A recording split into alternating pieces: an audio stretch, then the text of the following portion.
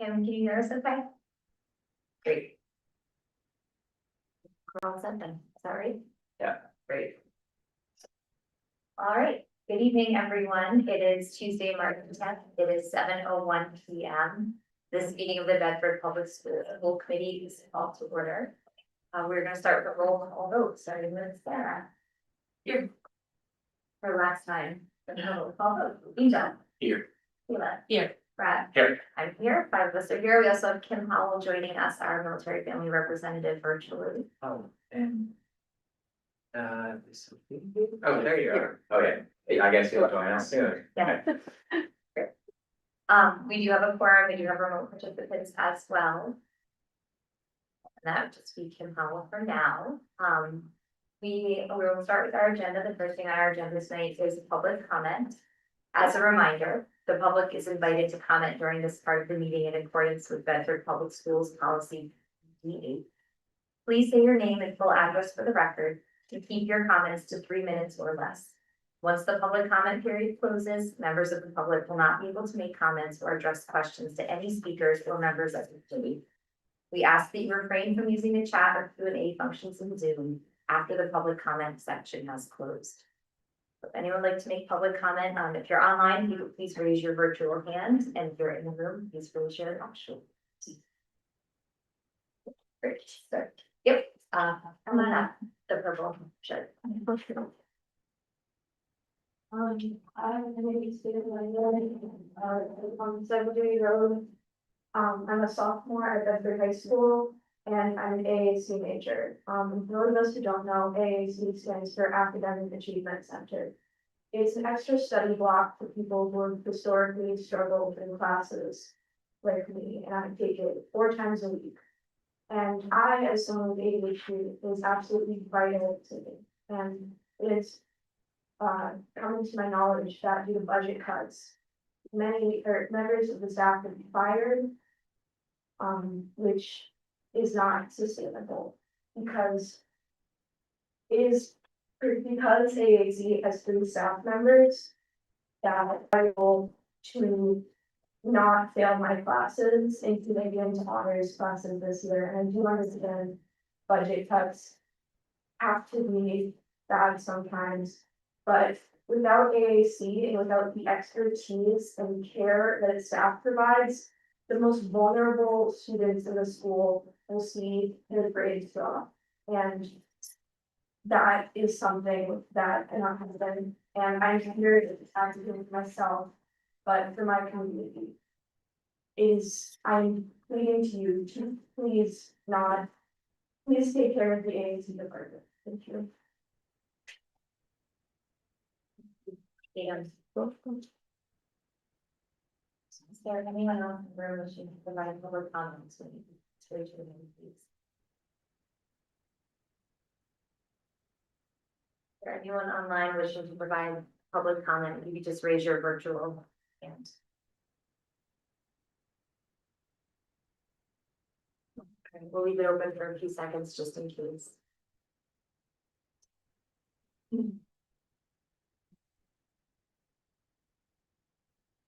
Okay. Seeing no further comment, public comment, we will close the public comment. Our next agenda item is our consent agenda and vote. Superintendent Schwab. 2 regular items, your minutes from the last meeting, and a quick request for international trip next spring. I did want to note that we are looking at making sure that all our field trips and national field trips are effectively our schooling. It is more complicated in these places, but we have I've already asked the staff, we're working on making sure that even these trips are totally budgeted. Can I say just general Sure. to everyone here, in the raise our voices in this room, because when I was on Zoom last time, it tends to be harder to hear. What? Just project a little bit better as a person who watched this, participated on Zoom last time. Just, I can barely hear what was saying 4 seats over just now, so hey. Okay. I will use my teacher voice. One Yes. comment on that, they're installing new equipment for meetings in the select board room and the read room. So when we move back in there, hopefully those issues will be resolved. Got it. Prior to discussion, all items on the consent agenda are considered to be routine and will be enacted by one motion. There will be no separate discussion of these items unless a member of the committee so requests, in which event the item will be considered in its normal sequence on the agenda. We'll go around once, anyone would like to pull either item on the consent agenda, starting with. No. Angel. I just have one comment, that I'm glad to hear that we're still thinking about putting accessibility in some of these trips. I think there are creative ways. Even from my own personal experiences, that giving students an opportunity to raise money or do whatever they can to potentially participate and not just it be a financial burden is important to have direction to take. So. Sure, just, Brad. No. Before I go, I should have started here. Kim, is there anything you wish to say on either of these agenda items? Nope. I also agree with Angel. I have nothing I need to pull. May I hear a motion that the school committee approve the consent agenda as presented, including the minutes of the February 10th, 2026 meeting and the school year 27 international field trip request to Costa Rica. So moved. Second. Brad has moved, Sheila has seconded, roll call vote, Sarah. Yes. Angel. Yes. Sheila. Yes. Brad. Yes. I'm a yes, 5-0-0, the motion passes.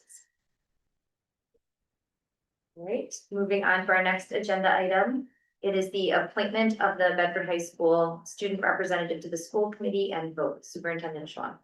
So we are very happy tonight to introduce Sofia Kovalenko, who met with me, member credit, and Dr. Williamson, and we are happy to recommend her to the currently vacant BHS student representative position. We had a great conversation. Sophia brings a lot of skills, particularly currently she volunteers in terms of representing patients as part of the healthcare system that we found a great skill to bring, experience representing other voices than her and advocating on behalf of constituencies, which is precisely what this role is for. So I don't know if Sophia wants to say anything before we see officially. I'm just very excited to elevate the student voice. All right, thank you. In case anyone has any questions or anything they'd like to say, starting with Kim. No questions, but welcome, Sophia. We're thrilled to have a student voice here at the table. Sarah. Welcome, I'm sorry, this will be the only meeting I want to share table, but I have valued the student's voice tremendously over the last many years, and I think it'll be fascinating for you and really great for us to have that perspective. Angel.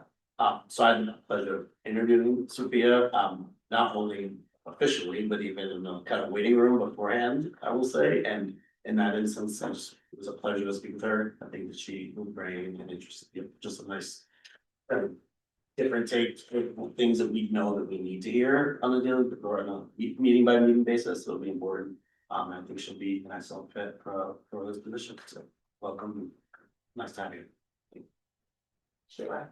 Welcome, Sophia. Very excited not only for you to bring your voice, but those voices of the students at BHS and even beyond.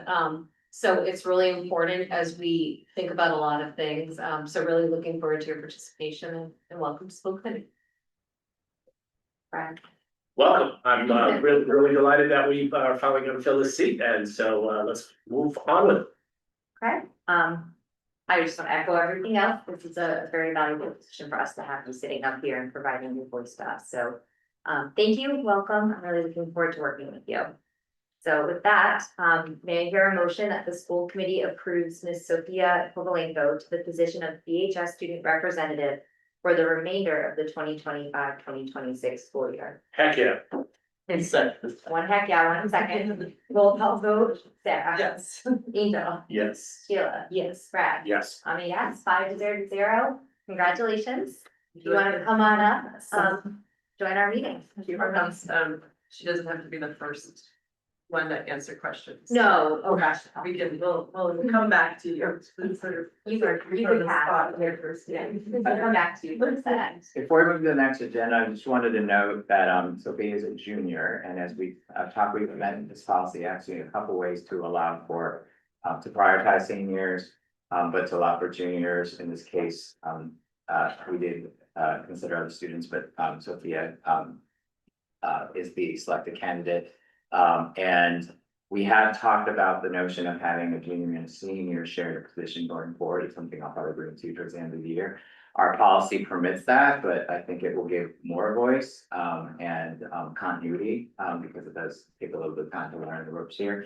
So, as a junior, we'll, entertain a reappointment potentially, of course, with school committee approval. But, we anticipate probably trying to open it up to have a senior and junior sort of in a shared position as we talked about at the beginning of the year. So, that's just something we've thought about in terms of structure to enhance the student voice. All right, thank you, welcome. Moving on to our next agenda item, it is the case capital revision notice, Superintendent Schwan. So this is a little bit of a wonky, I don't know if that's official term, item.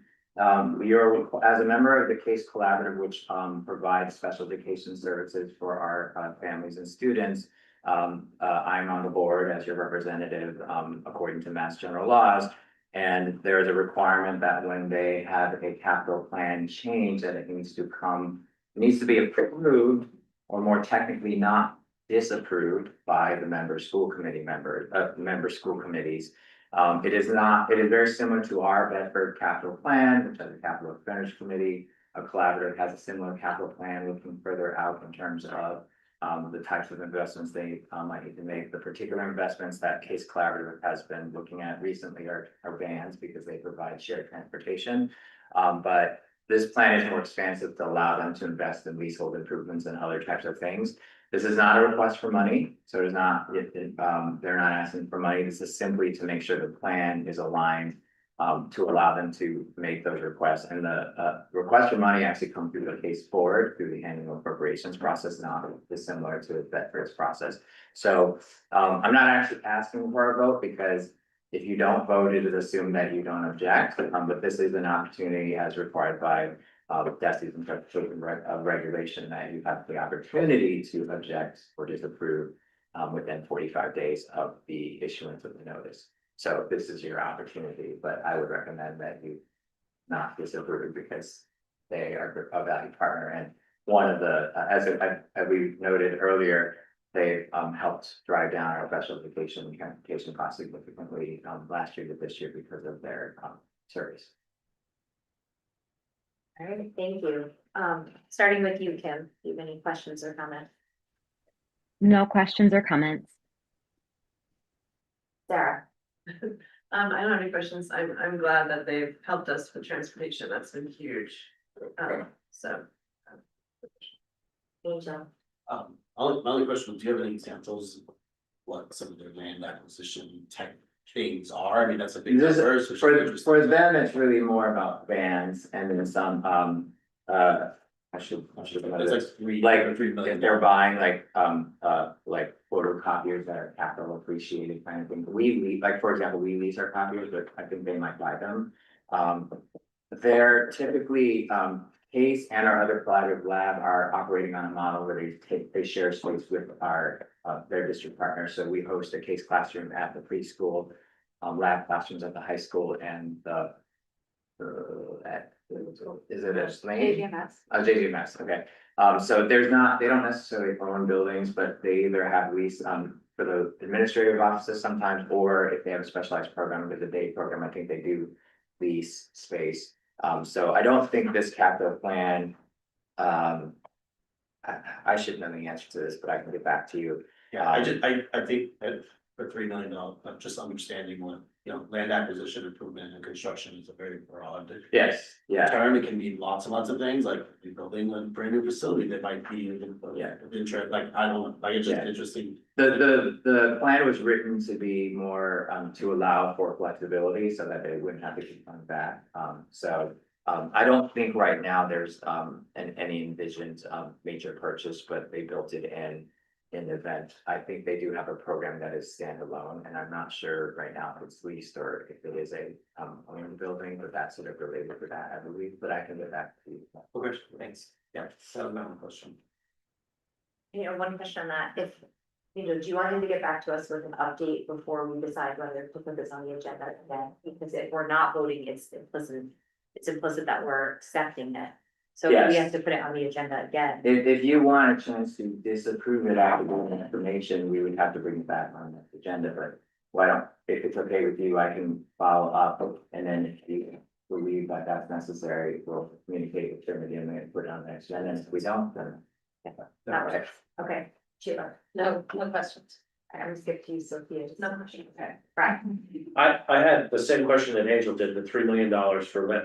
As I understand the way this is written, all they're asking for is permission to raise the limits Yeah. of the capital allocations. There's no funding going into this. There's no necessarily, there's no plan for spending it. They're just. Right, okay. Yeah. All right. So the category of land acquisition, they're trying to make room to fund future. Yes. Investment or. And this was actually on it, but I think Yeah. feedback I gave, which is don't just do the vans right now, because every time you make a change, you have to come back and. It's reasonable to have some, plan for these things, so like Uh-huh. write it in a way that's more long term, like our 6-year process, even though you don't fund. I would be curious, I'm sure we have this somewhere to know what the current amounts in these funds are. So when you get back to Angel, could you also get back? The to us? capital But- plan right now is very small, it's like 800 grand or something. So this is an expansion to get them. So they're going from 800,000 to 4 million? Yeah, because right now, the only thing they're addressing in the capital plan is vans. I And see. so in the discussion, we were like, you should expand it to make sure it serves the purposes that are longer. Yeah, but I'll get back to it. All right. Great, and my questions were answered already, so there's no vote required, but we'll get back to us on this, then we'll decide whether there's. Yep. Great, all right, moving on to our next agenda item. That is the information about superintendent evaluation processes, discussion only, Superintendent Strong and Jillian Chartier, Director of Human Resources. So as we enter this annual process, I think it was helpful to have some information. There have been some public comment and feedback about what this process looks like, so. I asked our HR director to sort of lay out the process outlined in the regulations, and then also give some information about what other districts might. Ahead of the process. Hi, thank you for having me. Thank you for coming. So I wanted to just kind of give an overview to start with about what the process looks like, a high level understanding of what we're currently doing.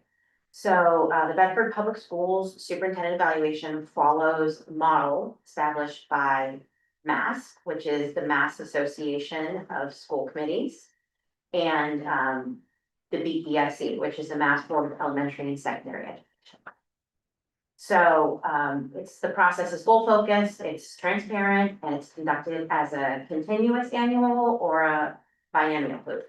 So the writing allows that if the superintendent has been in the district for more than 3 years and is proficient in all areas, the committee can choose to move to a biennial evaluation if they choose.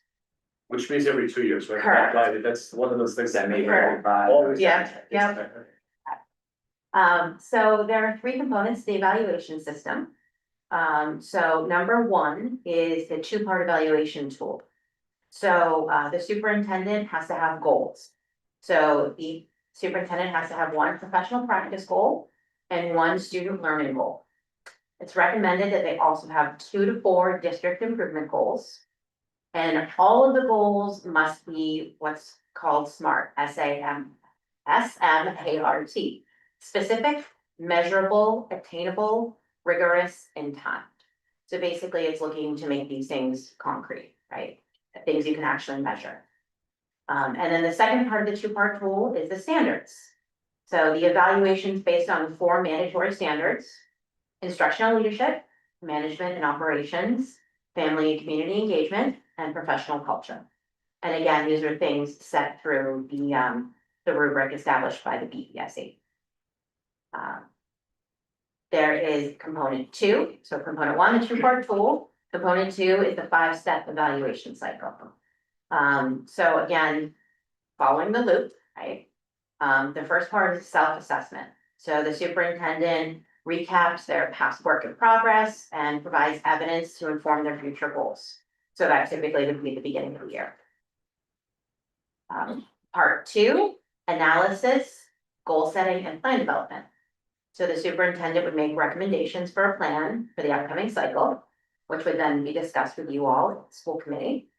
And then after the discussion, the superintendent and committee agree on a plan that includes the specific goals and the focus indicators from the rubric.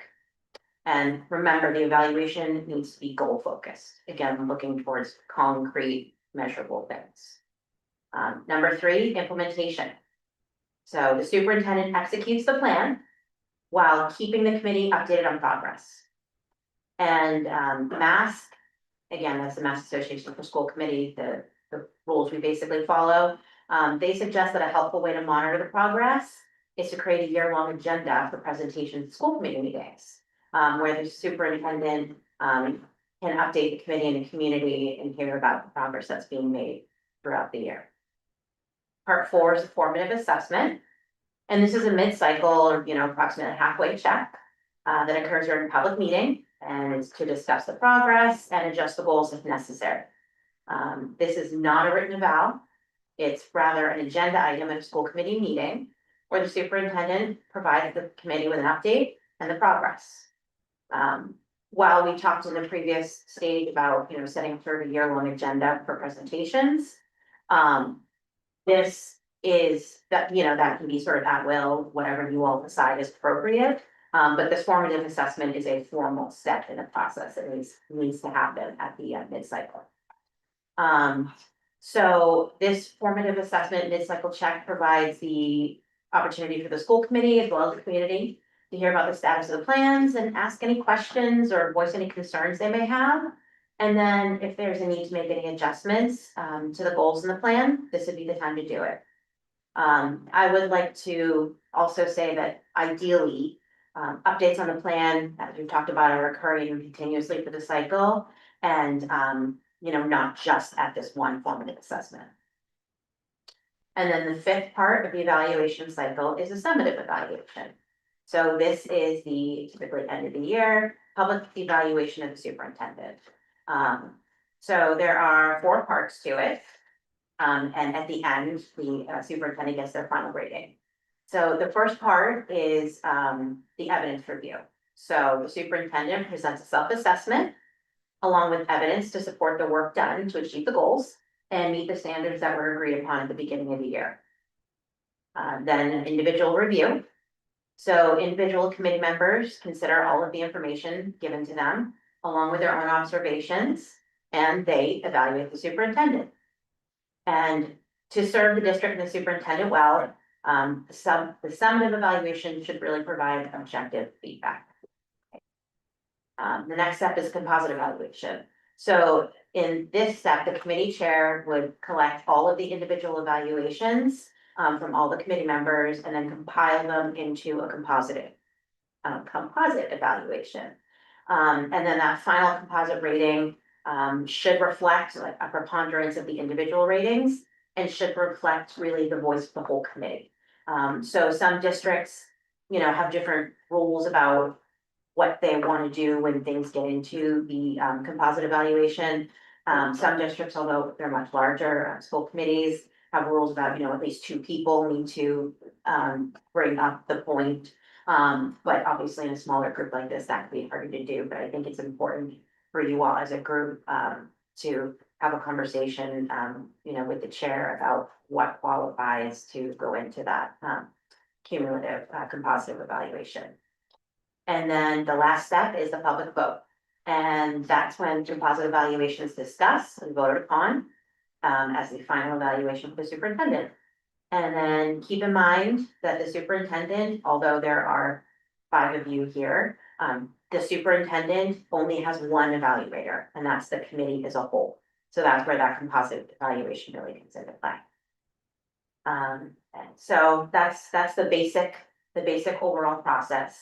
A few things that I want to mention, in Massachusetts, this is all a public process and most of these things are conducted in school committee meetings. The public vote can take place over several meetings, depending on how much there is to discuss, which can allow you all to ask questions if you need to. You know, but open meeting law dictates that there is a public discussion and vote on the final evaluation. Keep in mind that the evaluation has to be limited to the goals, standards, and time frame agreed upon at the beginning of the cycle. So that's really important, that first step, at the beginning of the cycle where you put together what the plan is gonna be. And so as sort of looking at what we do, as a district, I know we are clearly meeting the mandatory requirements for the superintendent evaluation process. We are following the MASC process, which is what a significant number of other districts use as well. I reached out to my HR professional group and just asked what everybody did, and their evaluation process, and the majority of responses do follow the MASC process. But in the interest of seeing if we, while we're meeting all the requirements, in the interest of seeing if we should do more, I also asked the other districts what their processes look like beyond just, you know, the MASC policy or the process. And no one who responded to me said that they solicit feedback from the general stakeholder population. Nobody does that responded to me. But the thing you have to keep in mind is that the school committee members are of course available to the public throughout the year via email and public comment at meetings. So although, you know, school committees might not solicit direct feedback, obviously there are avenues for people to give feedback as they want to throughout the year. A couple of communities said that they do solicit feedback from or meet with select stakeholder groups. So some of them were talking about people specifically like the assistant superintendents or maybe other select leadership members. So taking in all of that information, I thought of a few possible enhancements for our process for you all to consider. One is to solicit written feedback from the assistant superintendents, the larger leadership team, you know, specifically maybe the principals, central office staff, or any combination of the above that you see appropriate. You know, and I would caution to say, we want to have a template questions where we're asking specific directed feedback. We're not looking for just, tell us what you think. You know, we want to really give pointed direct questions so that we kind of can get the same information from all people. And I think that these could be, you know, great people to talk to as well, because these people work around the superintendent every day. And they have passive observations to draw on as well, not only just their direct interactions with him. And, you know, another option, if we're considering central office staff, is to look at support staff as well. And I specifically talk about central office support staff because again, they work in the same sort of bubble as a superintendent. And they're also people who are not direct reports to the superintendent. So, you know, I know some people have thoughts about direct reports giving feedback, so that's also another avenue for possibility. Another thing that I want to mention is that I think it's important to ensure that the superintendent is given ample time to review the evaluation and then formulate thoughtful responses before it's made public. I think that's really important. And then another thing that I thought could be helpful for additional transparency and accessibility for the public is to create a dedicated webpage, possibly under the school committee tab of the BPS website. And we could sort of have everything just there, it lives there, it's easily accessible. It could host the superintendent's specific goals, it could be agreed upon focus indicators and any updates as they're made throughout the cycle. This would allow anybody who's interested at any point to go find the information easily in one place without having to search through, you know, school committee meeting agendas and clicking on random links.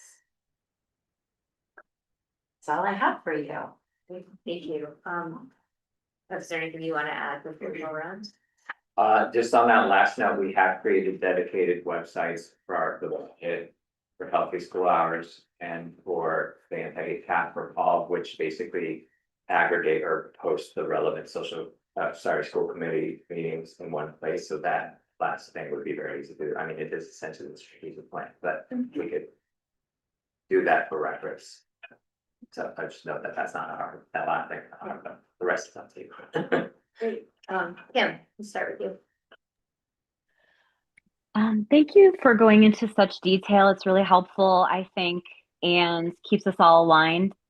The part of this that's most top of mind for me, I guess, and those I represent is just a process is only as good as those who engage with it, right? So I think from where I sit, I am more concerned, equally as concerned, I guess I should say, through a different lens of getting more people involved. But it's really helpful, I think, and what you're mentioning around creating a static landing page, things like that, I think will enable more engagement.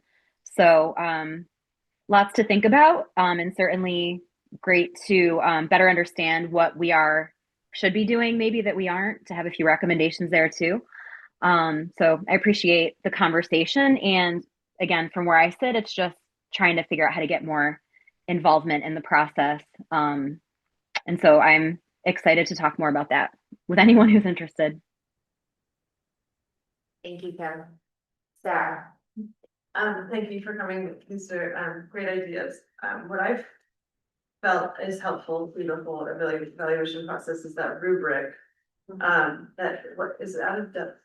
Who's it from? I think it's from Desi. Yeah, it is, yep, that's what I was referring to when I was talking about the Mass Association, I'm sorry, the Mass Board of Elementary and Secondary Education, the BESE, that's the board that works to create the rubric. Yeah. So as part of that. It's very helpful and it's what we've always used to get all of our feedback. And I think that should be added to this website, just so, people, if they do want, their opinion, they can look at it and frame their evaluation through that rubric, because that would be super helpful. And a lot of it, like, we don't even, and I think it would be great to talk to, like the list of people who you talk to, because some of it we have no idea, like. And I'm sure that the general public doesn't have ideas of parts of it, but they do have other parts of it, so, but to communicate through that, lens would be great. And then when we, report back at that last meeting of the year, usually in June, it's through that rubric, like we go, the chair reads it off. The compilation of all of it, in that structure, which is helpful, and I think it's I mean, it's helpful to have that. And that Desi's done it, I'm hoping it's helpful for the evaluation of, and just a good way to organize and accept feedback. So, Thank you for mentioning that too, I'm sorry, I didn't really call out the rubric more, I probably should have dug into that a little bit more, but to be clear, you know, all professional, all licensed educators in the state are evaluated rubric. Yeah. That's, you know, DESE maintains, Department of Education. It's the same sort of standards that all educators are held to. yeah, that's good to know. That's fine. Thanks. Angel. First of all, thank you for coming and explaining all of this. I think that's appreciated. Reading through your memo, you know, I'm glad to know that we kind of comply with the mandatory requirements at the very least. I think for me, I'm less concerned with whether we're meeting minimum requirements and more interested in making sure we have enough kind of meaningful information. While I know there's rubric, there's parts of it I find flawed because it asks questions that we can't possibly know the answers to. And so this is why I still would love to hear more ideas about how we can get more information so that we can then give more thoughtful and thorough evaluation, so that if all of that ends up being, you know, I want to have the most information possible so that the feedback that we provide to our superintendent is as clear and concise and as rooted in information and data as possible, rather than being subjective to what we think we know, right? And I think that's the part that is a little disconnected for me in this process. So I still think that we need to figure out ways to gather kind of additional perspectives in that sense, to be able to understand the full picture, right? Because that I'll say in the 2 years that I had to do this evaluation, I've struggled mightily in understanding parts of it, because it's like I don't know how I'm supposed to know what an answer to this would be, Yeah. right? So rather than, I don't want to guess Yeah. either, right? Like that's because if you guess wrong, then you're basing your evaluation on incorrect information, so. That was a really long-winded way of saying I still think we have work to do, Sure. and that's about it. I don't want to add to that. I mean, sorry. Yeah, thank you. It sounds like maybe you're saying it would be helpful to know where to ask those questions, who might be qualified to. You know, I don't know, do you, are you saying that you don't know that you have any information, or some of the questions maybe you don't necessarily Well, I think, understand? I think the one that there's a whole thing about like, you know, culture. Sure. Within this, I have no idea, right, and without being associate, and so I agree with, yes, the assistant superintendents and central office is a start, that's still just a small component of the district as a whole. And I think there's other parts of the district that, when I see that question, I think this is talking about the district, right, not just the central office. I think you'll get a central office feeling, and you'll get a principal's feeling, right, and then there's other, right, there's a lot of different stakeholders within this district that we. At least in my opinion, the way that's written, are supposed to be evaluated, don't always know the full extent of a share. Sheila. Sure, thank you. Thank you, Jillian, so much for coming and just sort of reviewing what the process is, not only for us, but for anyone that's interested in the community.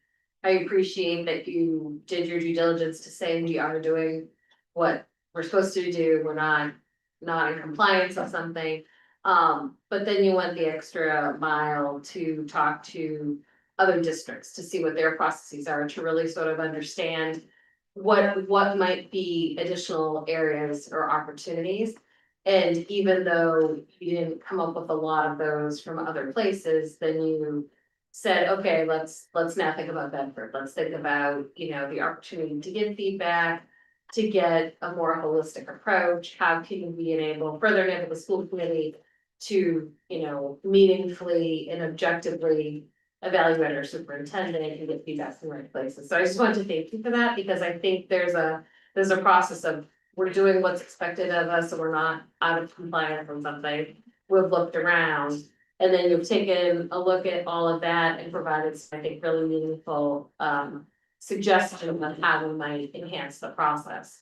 And for us to go back and think about, like, what does that look like? I think I really like the information aspect of it, of the dedicated webpage, so people aren't digging through pages and pages. And as Cliff had stated, we've already done that with some of the other things, so it's nice to make it easily accessible if people have questions or want to understand. And I do think there's value in getting some of that direct stakeholder feedback from, you know, the key people that the superintendent is working with, you know, on the most regular basis. I think there's probably an opportunity for people maybe less direct, and I think there's some sort of scale on that, right? Because it's the people that are working most directly probably have the most experience. You know, as it then goes downstream, if it goes from the superintendent or central office to the building leaders to downstream, I think there's value in some of that information and feedback. But I don't know that that's weighted the same as, say, a direct report of the superintendent or someone that is working daily. So I would want to, as we explore this and think about it, there's some sort of, I guess, calibration scale on that, because firsthand knowledge is the most important versus hearsay or grapevine. And I want to make sure that we were cognizant of that if we were gonna expand.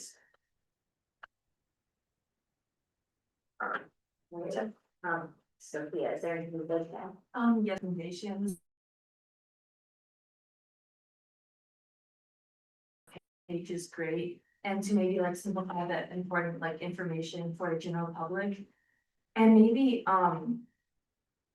include a form for feedback on the website that's not anonymous, like if people can't make it to the school committee or like aren't comfortable to give feedback face to face. Thank you, Jillian. My colleagues have said it well, so I won't repeat those things. I appreciate that. I want to just drill into the rubric a little tiny bit more. I think that there's a couple of features of this that I want to point out. First, I don't think we are doing much in the step of this I guess let me preface this by this comment.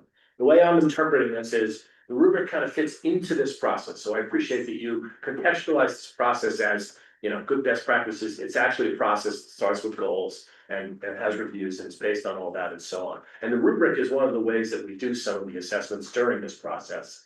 The first thing I would comment on is, I think, and this is on us, that we are just paying lip service to the formative assessment step in this process. I don't, in the 8 or 9 years I've been on the school committee, I don't ever remember using the rubric during the year. It's used once at the end of the year, so there's been no formative process at all, so we could do better. I don't know if the step is to do the rubric in January or if it's something else, but there's an opportunity there. That's one of the first.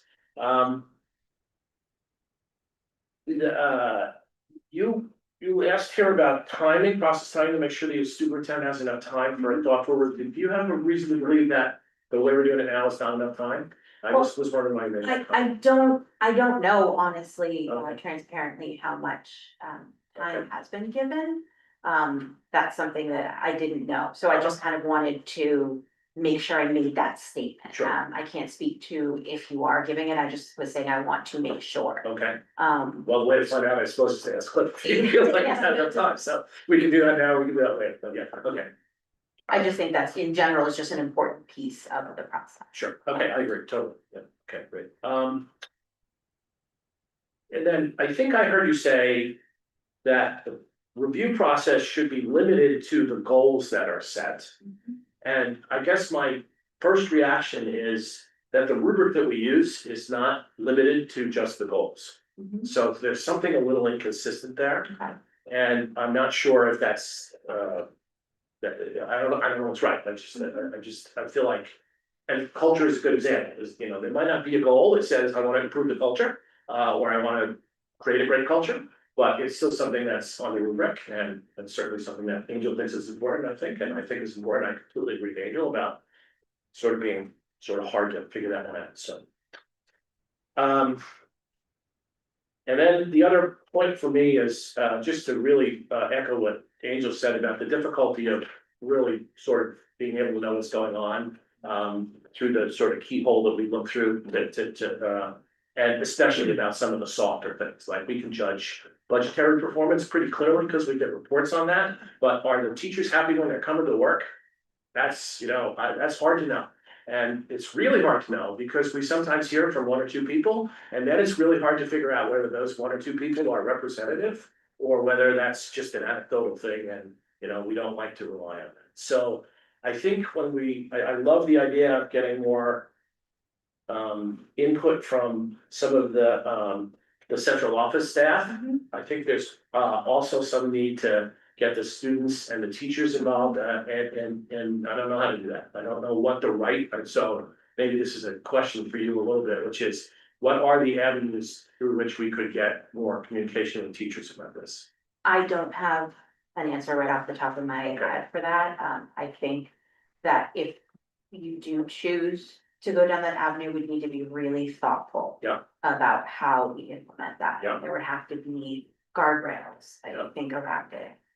It's something I'm happy to, you know, have a conversation about, or if I can support you all in any way. But again, you know, it's not something typically done. Doesn't mean it couldn't be done, it's just, it's not something that's typically done. But if the committee decides it's important and valuable, we could certainly have a conversation about a way to responsibly do something to get the feedback. I have a little suspicion that the reason it's not typically done is because it's extremely difficult to figure out a way to do it with the right kind of guardrails and all that kind of stuff, so. Which doesn't mean it wouldn't be a good idea if it could be pulled off, but yeah. A lot of people have probably thought of this before and haven't been able to figure out how to do it. So. Okay, this question of you, are we just talking tonight, or are we gonna, what's the outcome of our conversation? We're talking about it tonight. I was gonna ask Jillian what, Okay. what should we do next, I guess, after we have this initial. I think I'm done. Okay. Yes. Yeah, I'm done. All right, just making sure. Just one question for, so Absolutely. you had mentioned that you had asked some of your HR colleagues. You shared about how many responded, right? Because I don't know how many there are, if it was 5 or if it was 50. No, it wasn't. Huge, like, like a different, you know, nexus, so I don't know what that could be. Okay. Something like that. And if you all are interested in additional feedback, I could always go back out and ask again. There are ways that I can always try to solicit even more feedback, you know, if we put together a spreadsheet and send it out to everyone, everyone's more willing to just quickly dump the information into a spreadsheet than they are to like write an email back. So, you know, if you're interested in a wider scope, you know, I could work on. So, Thank you, sorry. No, that's fine. Thank you, Jillian. I have to say, just Jillian's been wonderful. She and I have been talking through this. We've kind of gone back and forth, found some ideas and ways to approach this. So thank you. You've gone above and beyond soliciting feedback. I would be interested in more feedback, more formalized feedback about what you were just addressing. I think the more information we have, the better we can make this a thoughtful, useful process, because I share the concerns raised, especially as Bill Grayson first. I you know, I've had the same sense, the same feeling, and I think it's important to note that, you know, this has been talked about for a while on school committee, this isn't starting tonight at this meeting. It was talked about in the fall, it was raised by many community members in a variety of ways. In correspondence with the school committee as a way to improve, and I think this is somewhere that we've always wanted to improve. We're waiting for the right time. This is the right time, gives us enough before the next evaluation process, but this is a direct response to community feedback and concerns that were raised to us, that we heard, we listened to, we take very seriously, we share. So, If I may, yeah, it predates the fall because last spring when we were evaluating, we said we needed, we raised this concern Yeah. and said we wanted to change things. yeah, no, I think it's important, it's been brewing for a while, we've been talking about this for, as I've known the school committee 4 years, it's been talked about for the last, sure, longer. than that. So, thank you for jumping in, because I know I raised this as something I wanted to put on the agenda this spring, earlier the better, so thank you for being responsive. I do think it's worth noting, because we've kind of talked about how we do it. I can speak for myself. I spend a lot of time on the evaluation. I think others do as well. The rubric is long. Like we've talked about, there's a rubric. I don't know if you know offhand, it's like 30 something. I mean, it's long and it's I just fill it detailed. out for all the central office people. Yeah, and just for what it's worth, I would like more information to fill out. I think it's really important that we have a better sense of what we're writing about. Some, like Brad said, are strictly within the lane of the school committee. I could say how we're doing on the budget. Or how, you know, our superintendent is doing. There's others that require more feedback, and I think I'm really interested in finding enhancements to this process. I don't see any reason to wait on our webpage if we have this and it's, I'm hearing it's easy to do. Easily, yeah. Like, if that's a low hanging fruit, I would just take that, and unless anyone objects to that for some reason. That seems like a good first step, just to get that up there, so folks have this information accessible, because if it's accessible to more people can get involved, so I'd be in favor of that. The same thing with process timing. If it's an issue, I'd like to know about it, but our intention as a committee is certainly to be fair and to provide equal timing for everyone to have a productive evaluation cycle. So what that actual time is, I think is probably a conversation, but I'll speak on behalf of all, because I think we're all intending to have a fair amount of time that gives us time to write it and you time to review it. So, and then going on to the last one, which is stakeholder feedback. I will say, we haven't in the past formally solicited it in this way, but we have heard it in a lot of ways. I would say, you know, especially since I took the chair position, we've heard a lot of community feedback. I think that's really valuable. And who we get, I'd be interested to hear what your colleagues recommend, whether it's the central office, whether it's the principals, whether it's the program administrators. Like, I think we kind of have to give a lot of thought to the best way that makes it a doable task. Because maybe it's meetings with the chair and vice chairman. Maybe it's something you write. Like, I don't know where the answer is. Sure. But maybe there's a way to do it that's fair and formulaic and process minded, transparent. So that way everyone on all sides knows what information is being solicited, when it's being solicited, and how we're going to measure it. So those are the types of things I'm hoping you could bring back to us as far as a proposal of sorts as to what might be best practices going forward. Because I think we have spent a lot of time on it, but we could certainly, there's room to do better. So I would be, and if anyone would like to weigh in, please let me know. I would be interested in Jillian coming back relatively soon if that's possible, without putting a huge burden on you. So we could implement it hopefully in advance of this upcoming evaluation for the end of the school year. Okay. What's that? Timeline wise, what are you? The next meeting is April 6th. So, I mean, we only have April 6th. April 14th is finance only, so I would recommend not having another major topic matter because we have multiple major finance updates. And then there are 3 meetings, 2 in May and 1 in June, so. April 6th is almost 4 weeks away because of the, wait, why are we, oh, because of town meeting. Yeah, we have, So, yeah, town meeting. I would defer to you about whether that's enough time. I mean, I certainly can do my best at times. The only reason I'm hesitant is just because this month is heavy with the high school principal search. Yeah. So that's the only thing I'm sort of like, ooh, okay. But I can, we can say I'll project for that and let me go back and do a little homework and see what I can find. And if I think I need more time, I can let you know. Is Yeah, that I think that, okay? so, yeah, that works for me. So April. Is there any? Oh, six, thank you. For April. Yeah. And again, that meeting changed just because town meeting is, it always seems to land with a school committee meeting, so we have to find a new meeting date to accommodate the shift for town meeting. Is there anything else either Jillian, you or Cliff you would like to add before we move on to the next agenda item? I welcome more feedback, so, as my team knows, I take on feedback, so bring it on. Great, moving on to the next agenda item. Thank you, Jillian. Thank you. Thanks. for having me. It is a visual arts update with Superintendent Sean Hagan, K-12 Visual Arts Program. Director. And a student, I think, yes, so.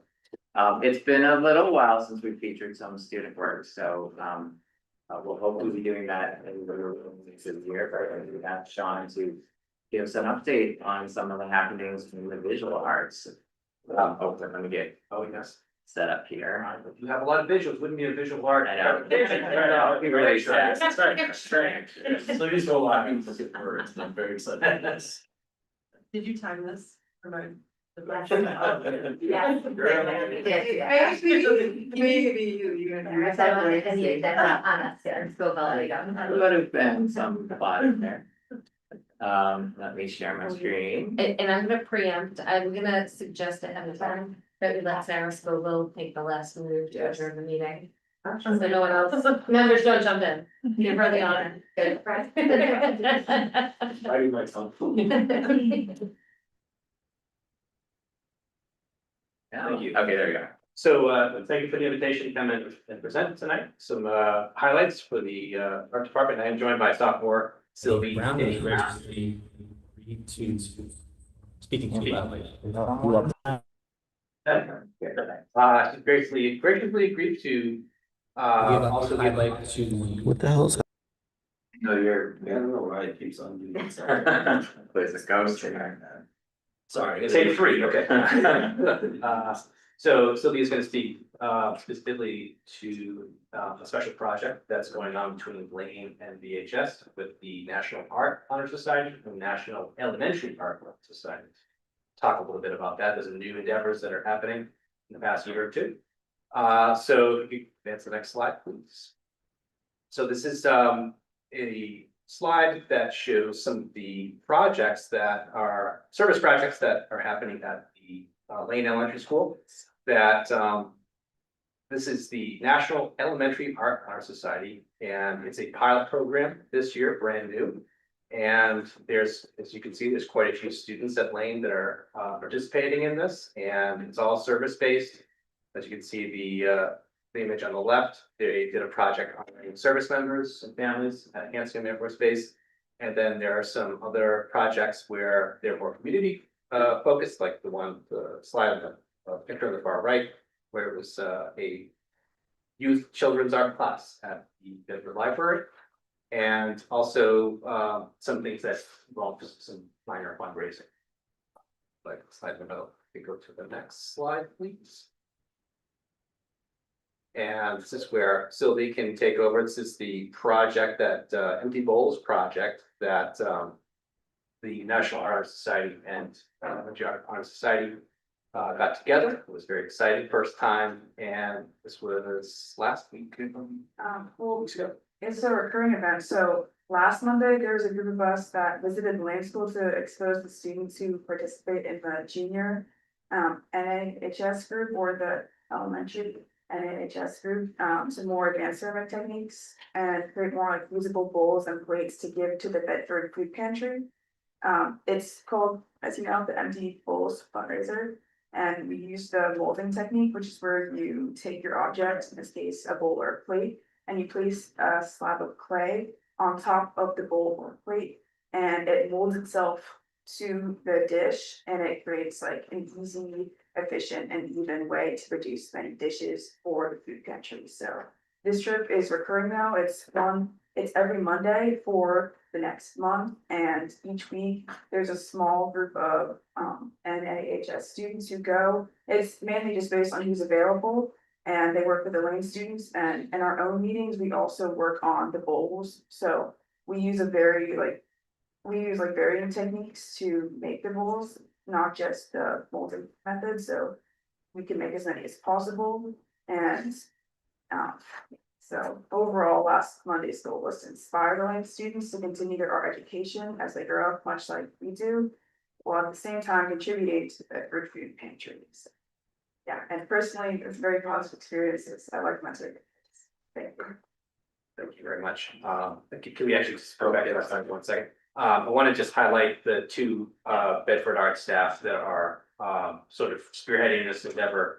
Jen Ferrari at Lane and Heather Beatty at high school, and so they're taking on this extra responsibility, and they're really doing a fantastic job, sort of ushering in a new era of artistic leadership at both schools, and it's really exciting. Okay, so this is a recent art show. It's a regional art show. It happens every year, annual show. It's happens in Lexington, and this year we had quite a few students. We usually get about this many. Too, right? What's that? It's still on, so we can still go. Well, actually, sort of what happens is, it's a little misleading. There's so many schools involved that it has to split up.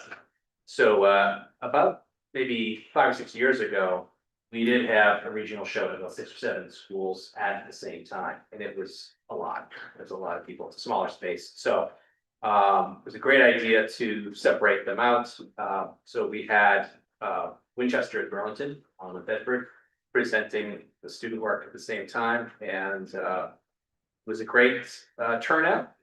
Several hundred people throughout the course of the time that the exhibit was open, and saw a lot of families. It was great opportunity to meet people outside of school and celebrate the artwork. And next we have, okay, so this is happening on Saturday. This is the 2026 Congressional High School show. It's happening at Montserrat College in Beverly. We had 6 students that were chosen by our staff to represent EHS. And I actually have a sampling of work from everybody here, but I've got a sampling of work next to these slides that we can take a look at. This is Chloe Wood's triptych. That is, I think the title is Clark Conservation Area. I think that's the name of this piece. She actually started up one piece, and then she gave me the second one that after I had framed the first one, I said, oh, okay, I'll just add to it. And then she said, well, here's another one. Good thing, the frame's big enough. The next piece, I believe, is by Grace Nam, also a senior. Beautiful watercolor piece. And lastly, we have a piece from Theo Parmentier, who's a student in my Digital Photo 2 class.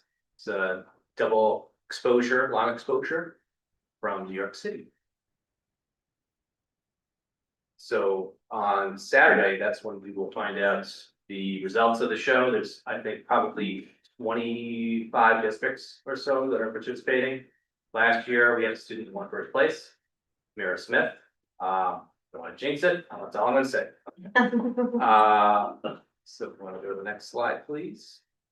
So we have some work from Davis, of course, who's just at Davis today, talking to Mr. Prush, a wonderful art teacher there.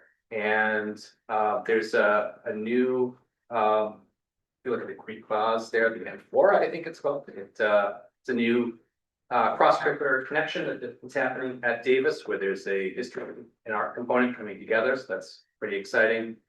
I think that's Thor down there, or it's not supposed to be Thor. It looks like Thor with the hammer there. I don't think that is it. We also have on the left-hand side, some, contemporary art inspired mountains, and John does a great job at making connections to artists that are both contemporary and from the past, but tries to keep the artists that he's bringing up very much diverse, and so it speaks to as many children as possible. And we have another slide after this. Here we go. So wanted to show a little bit of a highlight or a preview of what's going to be happening at the K-12 Art Show, which is coming up. I can't believe it, but coming up in about a little over a month. The picture on the top there, we have some large scale food sculptures from the middle school, and I'm not sure if anyone was at the show from years ago, but there was a giant sort of setup in the middle of the gym. And that's because we had Indigo Fox-Tree McGrath as a long-term substitute. She did a great job. She's back with us as an actual real teacher. Not that she wasn't a real teacher before, but she's with us. And she's continued that project, and it's going to be really exciting to see all these sort of food sculptures back. And really excited for the art show. Hopefully get all of you there, and it's just a wonderful event. I think other than Bedford Day, it might be one of the most highly attended events over the 3 days that it's up. And the dates are available right there.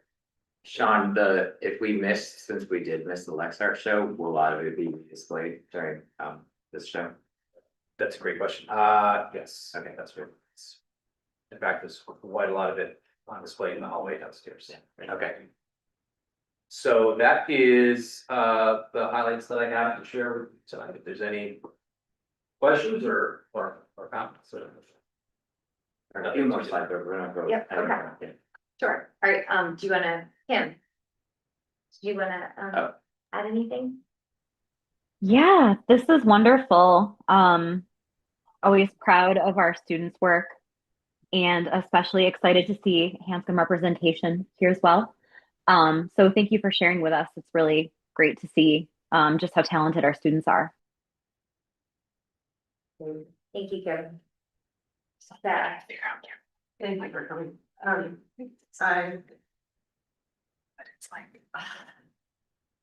was having dinner with my family tonight, and I was saying how I'm 90% relieved to be moving on with my life. But I'm 10% sad, and this is why I'm sad. It's just So you're 10% drawing up? 10, I'm only 10%. This is what's been so amazing over the years, just to see the inside little bits of, and especially the art is awesome, but You're so confident. I know. Might take a little break and then we come back. So thank you very much for coming. I do have a couple questions. And the collaboration between Lane is awesome, and I'm wondering what like we sort of have a platform here, like what can everybody do with the bowls? Like, can we go and buy them from the food pantry, or will there be a big event, or? I think what I've been informed of is they're gonna be, like, they're partially being used, but I think most of the parts were. So what Ms. Beatty has told me is that yes, they will be hopefully used because they're functional, but they'll also be for sale at our show. It's gonna be for sale. And then the money will go to the food. That's right. Awesome, okay, good, so everybody. Buy some bowls. Yeah. The Bedford Citizen is here, they could put a note in there maybe. That's awesome, I love talking to Indigo about paper mache, we like geek out about the cross and paper mache, it's very fun.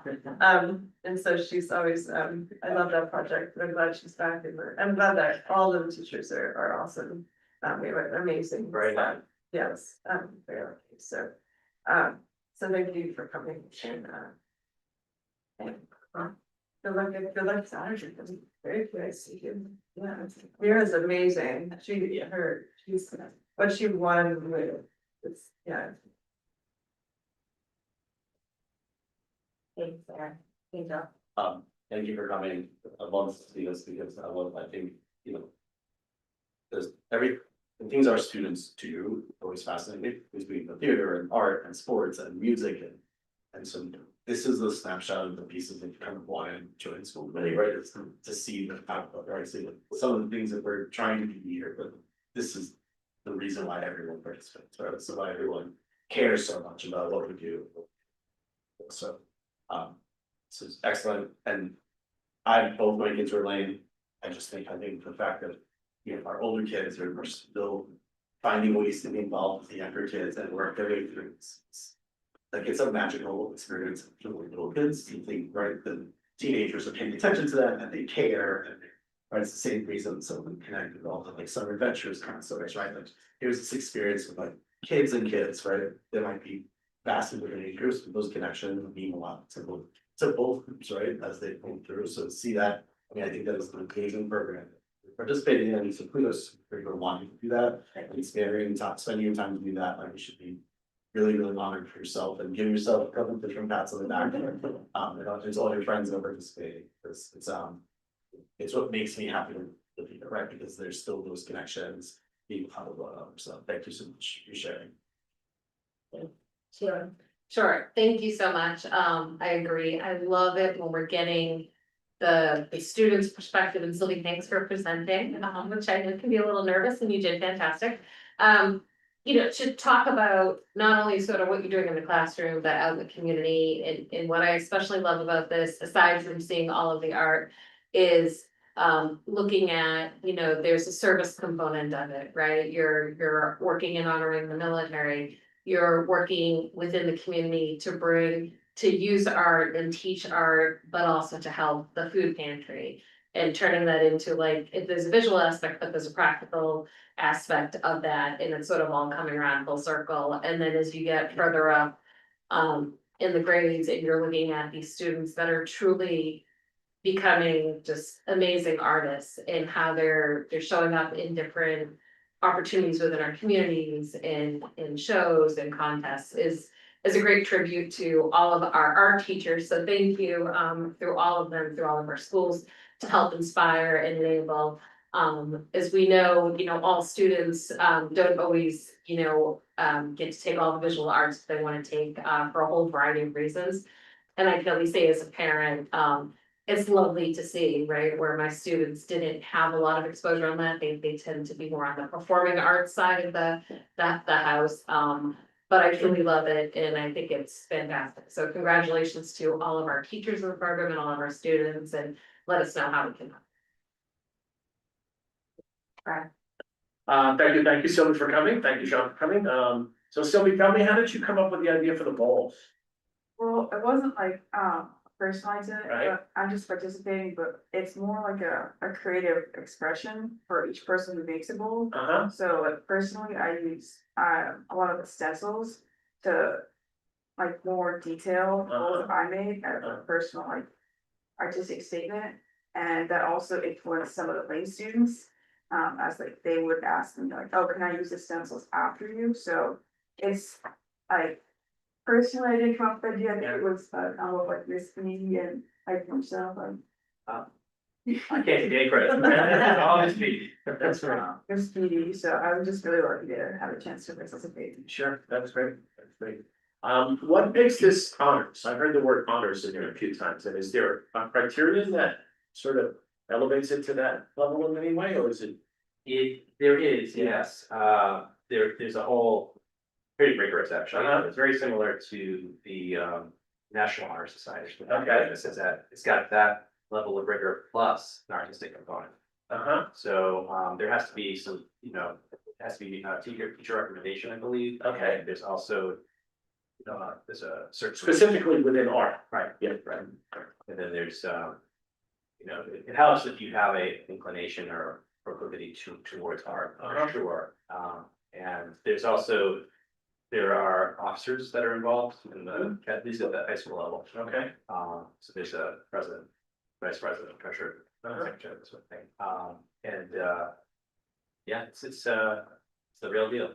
Great, okay, all right, thank you very much, congratulations, great stuff, really like to see that. Steve. The keyword was CB. I'm done. I'm done. Thank you, Sean. Thank you, Sylvie. Really, this is great. Just as, I mean, Angel said, everyone talked about, like, this is why we do it. The art show is terrific. We go every year. Everyone goes there. And everyone should continue going every year because it's fun.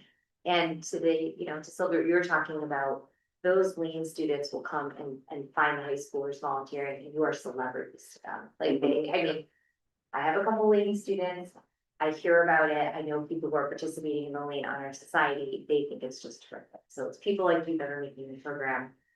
They look up to you. And I think, you're also teaching them values about community service. It's a big part of what we do in schools. In addition to teaching art, is teaching people how to be good, kind people and giving back to your community, giving back to each other. So thank you for being a role model in that. Thank you for the art department for making opportunities where we could show these younger students exactly that. So it's really important. I guess I don't have any questions that haven't already been asked, but just a big thank you both for coming and sharing this with us tonight. Oh, I'm sorry. Thank you so much for presenting. This is a really exciting experience and I just have one question. So is it like a club because you mentioned like officers and stuff? Yeah, so it's something Miss B at the end of the year, she puts out a form for, like, all of VHS, and then it's like the students who take the initiative to then fill out the form, and there's many like personal questions about what incentive you have towards art, why you would want to join us, like what difference you would make. And then depending on how you respond to that, then like Sean said, she'll recommend you for the club. And then from that, it's also, there's a form for like the next officers of the year. And a similar process where you explain why, just for example, you be a good president or a good treasurer and what qualities you have that would like qualify you for the position. And then after that, and during our meetings, they do come and play a lot. The president like makes the meeting plan, vice president like aids them, and then treasurer and like Mila, she's our secretary. She sends us the meeting notes every meeting and classroom. So it's very helpful. It makes it feel a lot more like a community rather than just a club that needs education. Sounds good. Sorry about that, the going down the road, throwing me off here, so just getting around. Great, is there anything else you'd like to Just add? a few more slides, but I did wanna say thank you to both of you for coming in.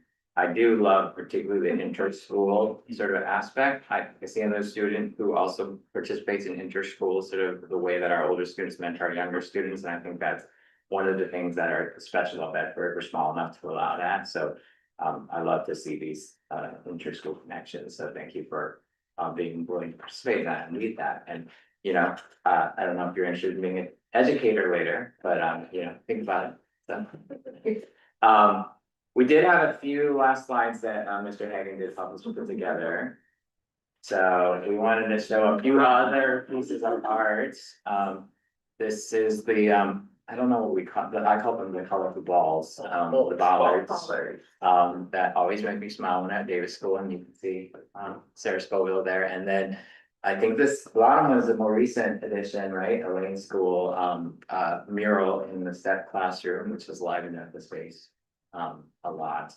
And I think there's one more picture with Sarah and some of the students. I think that might be in the after school class, maybe. I'm not sure. Yeah, I've done a bunch, both of the Lane, and this one, I've done these mural classes with the kids, so kids actually painted that Lane mural, and I just helped. Yeah. Facilitate it, the bollards I designed and painted, and then just had a couple extra hands along the way. But there are a couple around town and at the skate park and at Lane. I'm talking to Jess Colby about one in Davis summer, but that's like the kids design it, and I just sort of like lead them through it and clean up a little bit, but it's like 95% kids, so yeah. Well, we know you're much more than just an artist. Your contributions to the community have been immeasurable, but we did wanna take a brief moment to recognize the shirts that you were last here. I think there's a little bit of Sheila brought some cake to celebrate right after. We'll be done with momentarily. We didn't want to miss the opportunity to recognize your contributions to the arts as well. Thank you.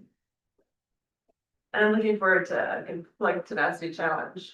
And I don't know how many years I've done that, but that's been really rewarding, is being a judge, for the tenacity challenge art, component. Oh, yeah, which they is always come up with really great. Really, really cool, and it's been really cool to see the bar just being raised and raised and raised every year. April 4th is the date for that on Saturday. Yeah. And, yeah, so I get the privilege to see all the surrounding towns or participating towns send their hard work into me, and I create the Google Forms for the judges to give the judges and then they can score. And, yeah, there's some really powerful pieces. So, Yeah. Awesome. Thank you, Bo. Thank you very much. Thank you. Thank you very much. So, Well, moving on to our next agenda item, it is the superintendent report, Superintendent Shaw. I will be quick because I don't want to stand between us and a break. Just a preview of the coming meetings, we are going to have another wonderful student presentation on the 6th, which will be part of the anti-hate task force quarterly report, but we're gonna hear about a student initiative, playbook initiative at JG Mesa. We got a preview of, last night? Okay, last night we got a little preview of at the task force meeting, but we'll update you on the work there. And then on the 14th, we'll update you on the Q3 fiscal status, and I anticipate that the Healthy School Hours Working Group and the Student Healthy School Hours Working Group may be bringing back some information related to a conversation that we had before. I also just want to let you know that because Dr. Williamson has taken on a second full-time job, we are delaying her entry report to the fall because she will now include a more in-depth look at what might be helpful at VHS as a roadmap for the new principal. So she'll bring a comprehensive report around her assistant superintendent, look at our teaching and learning, as well as a more in-depth look at the teaching and learning and other things at VHS, given her current acting role, for which we are very grateful. Speaking of the VHS principal search has kicked off formally.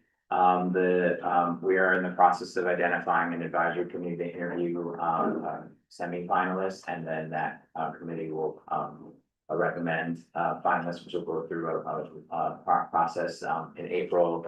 It will be very similar to the process that Jillian Cherrier set up last year for the assistant superintendent search. So we'll keep the community updated. I think we'll be communicating next week about the appointment of the advisory committee. And then the screening of applicants will begin, and then the advisory committee will meet to interview them. And it will continue. And they're on your website. Yes, there's a website. It was in my update on Friday, so there's a dedicated page with all the information there for that search for anyone who's interested. I did want to give a brief update on the crossing guard situation. So we do have a lead on a civilian crossing guard for the morning. We're still looking for someone in the afternoon. We are continuing to work closely with the Bedford Police Department to ensure that function remains covered. But it is in everyone's interest that we try to find more permanent civilian crossing guards. We're actually, thank you to Brad for the suggestion, and we're working with CERT right now to try to cover that, to free up our police officers. I haven't gotten a report back, but we met last week to see if we can cover the shifts in the afternoon with CERT volunteers. But just another call, anyone who wants a 10-hour-a-week job, we have raised, I believe, the rate to attract more candidates. So just continuing to beat the drum on that, especially as the weather gets warmer. There'll be more outside activity, especially in the afternoons. And last, I just want to put in a plug, actually, second to last, I did want to also just address the budget process briefly. At least refreshing to me to have a meeting that is not focused on the budget, and we heard about some other things, but it is still underway. The select board, I understand, voted last night also unanimously to support the school committee's budget request. So, we're still have to go through town meeting. But because we have unanimous approval from all three boards, we are proceeding with some of the specifics. So I will be communicating this week with acting staff I want to just note that this is a very dynamic and delicate process, and one thing I've impressed upon the leadership team, all of the administrators, is that it is important to recognize that there are people that are impacted and to be kind and caring as we implement our fiscal stewardship responsibilities, and that things can change. From the beginning of this process, you may recall that we had more positions in tier one, which were the potential layoff tier than tier two. When I brought you the final budget request, I think before your approval, we had shifted the balance. We are pretty close to,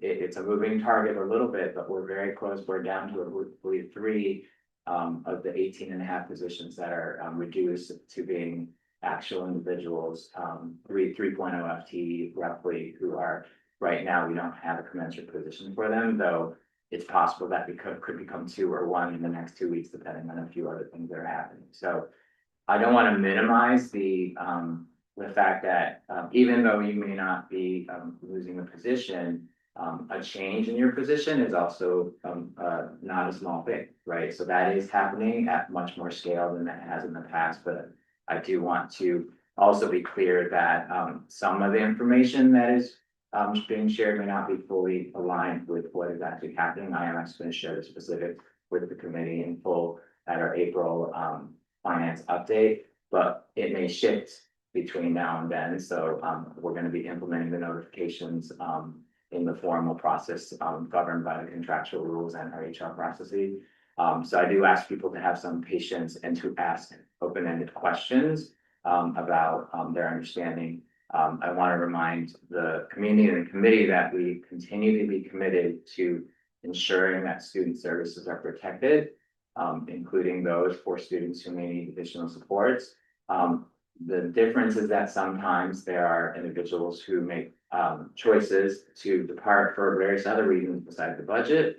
And also we may be structuring how we provide those services in a different way, but we are still committed to providing those services and preserving, like what you heard tonight, the art program, former arts with languages, that makes Bedford special. So that continues to be our guiding light in terms of implementing this with care and fidelity. So more to come on that. And I wanted to end with, I'm very excited for this. I've been seeing the rehearsals and I cannot wait to see it. But Footloose starts on Wednesday. There are shows, I think, Wednesday, Thursday, Friday, and Saturday. 5 shows. 5 shows, yeah. Start, opening day or evening is tomorrow at 4:30, Thursday night 7, Friday 7, 2 shows on Saturday at 1 o'clock and 7. Tickets are available. Tunnel through to the Bedford Citizen where you can buy tickets. These kids, over 90 kids at BHS are involved with this, plus an amazing group of directors. These kids deserve a sold out house for all the shows, so please help that happen. If you don't have your tickets, please go. Yeah, I can't wait. So tomorrow afternoon, I'm going to the first show. So plug for that, and spring sports starts soon too. So with that, that's it. Okay. We will go around one final time. You're gonna go out of order, however. So we'll start with Kim. No, all this sounds great. Thank you. Thanks. Angel, No. Sheila, No questions, still my Footloose PSA, so thank you. But officially, Sarah, thank you for everything that you've done for school committee. You have served for so many years through so many different things, right? Through the great times, through COVID, everything post-COVID. You have been an amazing asset to school committee, to our community, bringing so many different aspects of your life and your family into this, with it to help with guidance, to help solve things, to be a collaborator. So we will absolutely miss seeing you on Tuesday nights. You can always tune in from your living room with a glass of wine. We welcome your participation. You can always come to public comment, you know how to find us.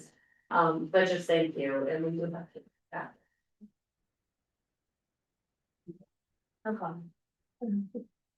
Brad, Yeah, I just want to confirm that the CERT has already started recruiting volunteers for the crossing guard, so hopefully that will come to fruition. Thank you, Sarah. Thank you for being my mentor. Thank you for your friendship. Thank you for everything you've done for Bedford. don't stop being you, and, it's been a pleasure to serve. So that's it. Thank you, Sarah. Thank you for everything. You are a personal hero to one member of my family. Very cool. We need more, at least one. You've been a terrific, asset for our community, your public service, so a real example of how to, so, thank you. And now, Paula, you, the last words tonight. Thank you very much.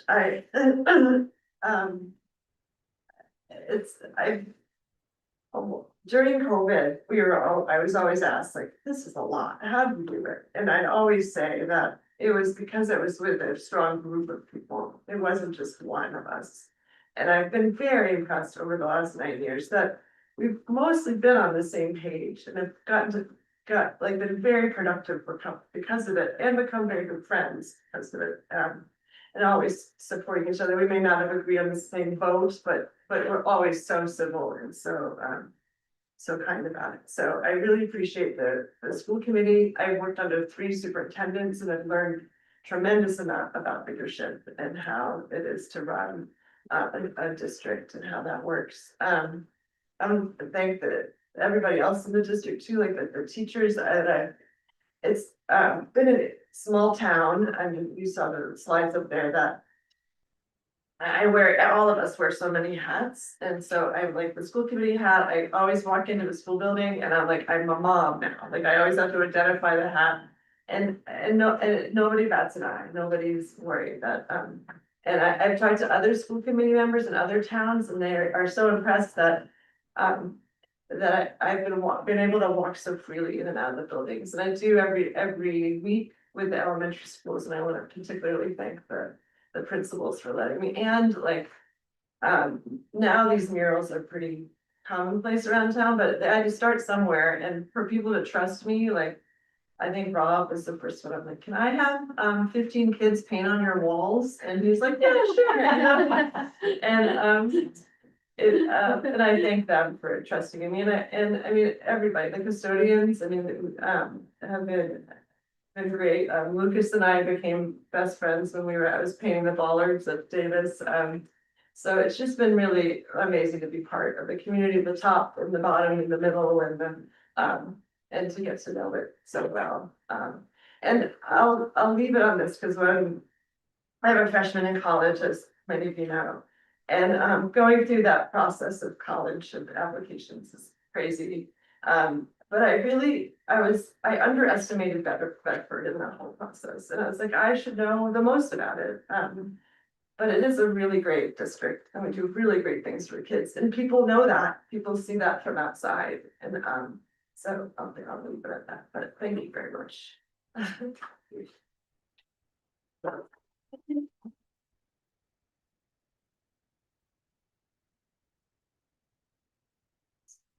On that note, if there is no further business under the open session agenda, I'll entertain a motion to adjourn the public meeting. So. Second. Sarah has moved, Brad has seconded. All those in favor, please say aye. Aye. Any opposed? Hearing none, ayes have it. This meeting is adjourned at 8:29 PM. You got your second. That's right. You were gonna get it.